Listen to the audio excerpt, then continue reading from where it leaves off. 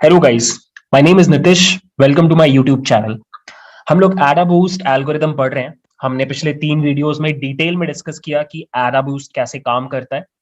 अब इस वीडियो में हम लोग एडा बूस्ट के हाइपर पैरामीटर्स के बारे में पढ़ेंगे और एडा बूस्ट को आप साइकिट लर्न में कैसे इंप्लीमेंट करते हो हम वो भी सीखेंगे।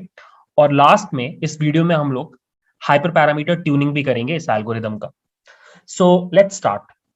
So unlike gradient boosting and XD boost जहां पे बहुत सारे हाइपर पैरामीटर्स होते हैं, एडा बूस्ट थोड़ा सिंपल एल्गोरिदम है। यहाँ पे उतने ज्यादा आपको हाइपर पैरामीटर्स मिलेंगे नहीं। ठीक है। सो प्रिसाइजली यहाँ पे 3 से 4 ही हाइपर पैरामीटर्स है जिनके बारे में आपको पढ़ना है। सो मैं आपको जल्दी से इंट्रोडक्शन दे देता हूँ इन हाइपर पैरामीटर्स का, फिर हम इनको प्रैक्टिकली इंप्लीमेंट करेंगे। सो यहाँ पे आपके पास जो मेन 4 ही हाइपर पैरामीटर्स हैं, ये लास्ट रैंडम स्टेट को मैं कैलकुलेट काउंट नहीं कर रहा बिकॉज रैंडम स्टेट आप सिर्फ रिजल्ट्स की कंसिस्टेंसी के लिए यूज करते हो। सो सबसे पहला है बेस एस्टिमेटर।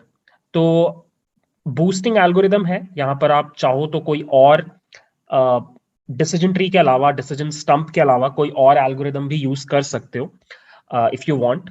बट मोस्टली आपको जो सबसे बढ़िया रिजल्ट्स दिखाई देंगे वो डिसीजन ट्री के ऊपर ही दिखाई देंगे with max depth equal to 1। इसीलिए यहाँ पे लिखा हुआ है the base estimator from which the boosted ensemble is built. Support for sample weighting is required as well as proper classes and n classes attributes. If none, then the base estimator is decision tree classifier initialized with max depth equal to 1। ठीक है। यहाँ पे आप logistic regression use कर सकते हो, आप SVM use कर सकते हो। केएनएन यहाँ पे काम नहीं करता क्योंकि वहां पे सैंपल वेट्स लेने की मतलब फीचर नहीं होता, तो उसकी वजह से केएनएन यहाँ पे काम नहीं करता। बट अगेन प्रैक्टिकली अगर आप बात करो तो आपको 99.9% टाइम्स डिसीजन ट्रीज ही यूज करने हैं। तो अगेन ये एक ऐसा पैरामीटर है जो आप बहुत ज्यादा टच नहीं करते हो। ठीक है। अगला जो पैरामीटर है वो शायद सबसे इंपॉर्टेंट पैरामीटर है, the n estimators hyperparameter. Basically आप कितने बेस मॉडल्स यूज करना चाहते हो। ठीक है। सो यहाँ पे लिखा हुआ है the maximum number of estimators eight which boosting is terminated. In case of perfect fit the learning procedure is stopped early. ठीक है। अगर उसको एक ऐसा डिसीजन ट्री बीच में मिल जाए जो एक भी गलती नहीं कर रहा है तो आपका लर्निंग बीच में ही रुक जाता है। बट अगर नहीं मिला ऐसा कुछ तो ये जो नंबर है, इतने बेस मॉडल्स ट्रेन होंगे। ठीक है। आई होप आपको ये चीज समझ में आ रहा है। Next is learning rate. ये मैंने आपको अभी तक नहीं पढ़ाया है। Learning rate is basically weight applied to each classifier at each boosting iteration. A higher learning rate increases the contribution of each classifier. There is a trade-off between the learning rate and n estimators parameter. So यहाँ पे जो पूरा hyper parameter tuning है वो इन्हीं दोनों के ऊपर है। ठीक है। मैं आपको लर्निंग रेट के बारे में थोड़ा और डिटेल में थोड़ी देर के बाद बताऊंगा। Next is algorithm. यहाँ पे 2 ही एल्गोरिदम्स हैं, एक है सैमी और एक है सैमी डॉट आर। ठीक है। डिफॉल्ट आपको सैमी डॉट आर यूज करना है, ये यहाँ पे लिखा हुआ है। It typically converges faster than SAMME, achieves a lower test error with fewer boosting iterations. तो मोस्ट ऑफ द टाइम्स आपको ये हेल्प कर देगा। बाकी आप ग्रिड सर्च सीवी लगा के चेक कर सकते हो। ठीक है। सो यही 3-4 अपने पास हाइपर पैरामीटर्स हैं। अब मैं आपको प्रैक्टिकली दिखाता हूँ कि आपको इनको कैसे ट्यून करना है। सो अगर आप यहाँ पे जाओ, मैंने एक नोटबुक बना रखा है, यहाँ पे मैंने खुद का एक डेटा सेट क्रिएट किया है, एक क्लासिफिकेशन डेटा सेट जो कि ऐसा दिखाई देता है।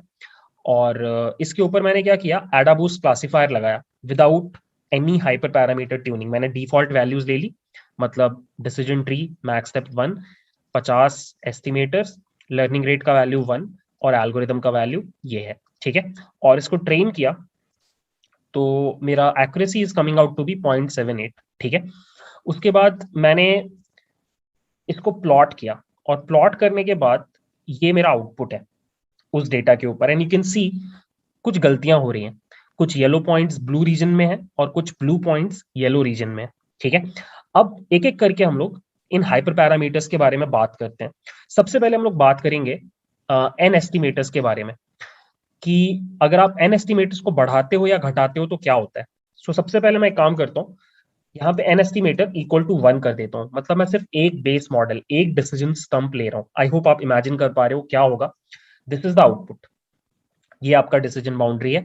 And obviously it is way too simplistic. और ये क्लियर कट केस है अंडर फिटिंग का, ठीक है, ये अच्छा काम नहीं कर रहा। बट जैसे जैसे आप बढ़ाओगे यू वुड सी कि ये थोड़ा थोड़ा सा कॉम्प्लेक्स बिहेवियर शो करेगा। दिस इज 50 जो हमने अभी जस्ट देखा था।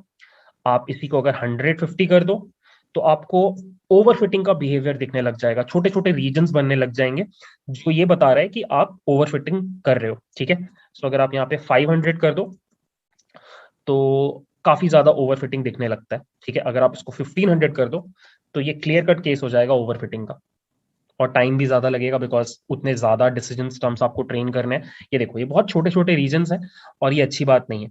सो आपको एक ऑप्टिमम वैल्यू खोजना होता है एन एस्टिमेटर्स का, बहुत कम अंडर फिटिंग हो जाता है, बहुत ज्यादा ओवर फिटिंग हो जाता है, आपको बीच में एक वैल्यू खोजना होता है, ठीक है।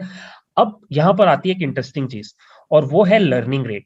सो लर्निंग रेट अगर आपको याद होगा मैंने आपको बताया था कि आप जब भी अल्फा कैलकुलेट करते हो किसी भी डिसीजन स्टंप का तो उसका फॉर्मूला होता है half multiplied by log 1 - error divided by error, ठीक है। अब लर्निंग रेट क्या होता है? लर्निंग रेट होता है कि आप चाहो तो, अब अगर आपको याद होगा तो हम लोग क्या करते थे, हम लोग जब अल्फा कैलकुलेट करते थे तो वो अल्फा होता था half divided by log of 1 - error divided by error. अब लर्निंग रेट क्या करता है कि लर्निंग रेट अल्फा से मल्टीप्लाई होता है, ठीक है, अल्फा से मल्टीप्लाई होता है। सो बाय डिफॉल्ट आपके लर्निंग रेट का जो वैल्यू है वो होता है 1, दैट इज वाई आपका अल्फा एज इट इज रहता है। बट आप चाहो तो एलआर का वैल्यू बढ़ा घटा सकते हो, जनरली आप इसको घटाते हो, 1 से कम करते हो, ठीक है। मान लो आपने क्या किया, आपने इसको 0.1 कर दिया। 0.1 करने से क्या होगा कि आपका अल्फा भी 10 टाइम्स रिड्यूस हो जाएगा। अब सोच के देखो अल्फा को रिड्यूस करने से क्या होता है। अब अल्फा को रिड्यूस करने से देयर एक चीज होती है जिसको हम श्रिंकेज बोलते हैं। बूस्टिंग में आप ये और आगे पढ़ोगे। श्रिंकेज में क्या होता है, यहाँ पे बहुत अच्छा एक एक्सप्लेनेशन दिया हुआ है, देखो यहाँ पे लिखा हुआ है decreasing the learning rate makes the coefficients alpha m smaller, ठीक है। जैसा मैंने आपको बोला कि अल्फा का वैल्यू घट जाएगा। अब अल्फा का वैल्यू घट जाने से क्या होगा, it will reduce the amplitude of sample weights at each step। अब मैंने आपको बताया था कि अब आपको क्या करना होता है, इस अल्फा को यूज करना होता है टू अपडेट द वेट्स। कैसे? Current weight multiplied by e to the power minus alpha आपके करेक्टली क्लासिफाइड पॉइंट्स के लिए, और current weight multiplied by e to the power alpha misclassified points के लिए। अब सोच के देखो अगर ये अल्फा घट जाएगा, अगर ये अल्फा रिड्यूस हो जाएगा तो आप जो अपडेट कर रहे हो ना उसका एम्पलीट्यूड घट जाएगा। एम्पलीट्यूड घटने का मतलब अगर नेगेटिव में बढ़ रहा था तो नेगेटिव में कम बढ़ेगा, अगर पॉजिटिव में बढ़ रहा था तो पॉजिटिव में भी कम बढ़ेगा। एम्पलीट्यूड कम होने का यही मतलब है। और उसका मतलब यह है कि this translates into smaller variation of weighted data points and therefore fewer differences between the weaker classifier decision boundaries. So basically आपके पास, आप अगर ज्यादा वीक लर्नर्स ऐड करते जाओगे तो उसका इफेक्ट रिड्यूस होता है, ठीक है। सो इन शॉर्ट आप बोल सकते हो, यहां पे लिखा हुआ है कि the idea is to slow down learning allowing to dramatically reduce overfitting. So इस पूरी चीज का फंडा ये है कि आप एन एस्टिमेटर्स बढ़ा लो, बढ़ाने से क्या हो गया, ओवरफिटिंग। बट आप यहां पे क्या कर सकते हो, लर्निंग रेट को घटा सकते हो। लर्निंग रेट को घटा के 0.1 करोगे तो आपका ओवरफिटिंग रिड्यूस हो जाएगा, क्योंकि जैसे आपने लर्निंग रेट को घटाया अल्फा घट गया। अल्फा घटने से आपके जो वेट्स अपडेट हो रहे थे वो अब थोड़े कम तरीके से, लाइक उनका एम्पलीट्यूड रिड्यूस होने की वजह से लर्निंग उतना फास्ट नहीं हो रहा है, लर्निंग का स्पीड घट गया। तो फिर ओवरफिटिंग का भी स्पीड घट जाएगा और आपको जो रिजल्टेंट स्पीड आउटपुट मिलेगा वो कुछ ऐसा मिलेगा। Let me show you. ये देखो थोड़ा सा स्मूथनिंग हो रहा है, ठीक है। तो इसी को बोला जाता है श्रिंकेज पैरामीटर, ठीक है। लर्निंग रेट को आप बहुत इंटेलिजेंटली यूज करके ओवरफिटिंग से बच सकते हो वाइल यूजिंग एडा बूस्ट, ठीक है। तो बहुत लोग इस पैरामीटर को यूज नहीं करते, बट आप एन एस्टिमेटर और लर्निंग रेट इन दोनों को साथ में यूज करोगे ना तो आप एडा बूस्ट का ट्रू पावर निकाल पाओगे, ठीक है। अब लास्ट एक चीज मैं आपको जल्दी से दिखाना चाहता हूँ कि आप इसके ऊपर ग्रिड सर्च सीवी कैसे लगा सकते हो। सो मैंने क्या किया, मैंने एक ग्रिड डिक्शनरी बना लिया जहाँ पे एन एस्टिमेटर्स में मैंने ये कुछ वैल्यूज डाल दी। आप और ज्यादा वैल्यूज भी ट्राई कर सकते हो। लर्निंग रेट में मैंने बहुत कम से लेकर के 1 तक ट्राई किया और एल्गोरिदम के दोनों वेरिएशंस डाल दिए। ग्रिड सर्च सीवी बोल के क्लास बनाया, वहां पे एस्टिमेटर का वैल्यू मैंने डाल दिया एडा बूस्ट। पैरामीटर ग्रिड में अपना ग्रिड पास कर दिया, एन जॉब्स -1 कर दिया बिकॉज थोड़ा फास्ट हो जाएगा प्रोसेस। क्रॉस वैलिडेशन 10 और स्कोरिंग एक्यूरेसी। और अब ग्रिड रिजल्ट को मैं यहाँ पे स्टोर कर रहा हूँ और ये मेरा आउटपुट आ रहा है गाइस 0.83, सबसे ज्यादा। ऊपर जब मैंने किया था तो it was coming out to be 0.78, but GridSearchCV apply करने से 0.83 तक पहुंच पाया मैं। एल्गोरिदम इस केस में सरप्राइजिंगली सैमे आ रहा है और लर्निंग रेट 0.1 सबसे बढ़िया है और एन एस्टिमेटस 500 है। ठीक है, सो एडा बूस्ट को ट्यून करना और यूज करना उतना डिफिकल्ट नहीं है।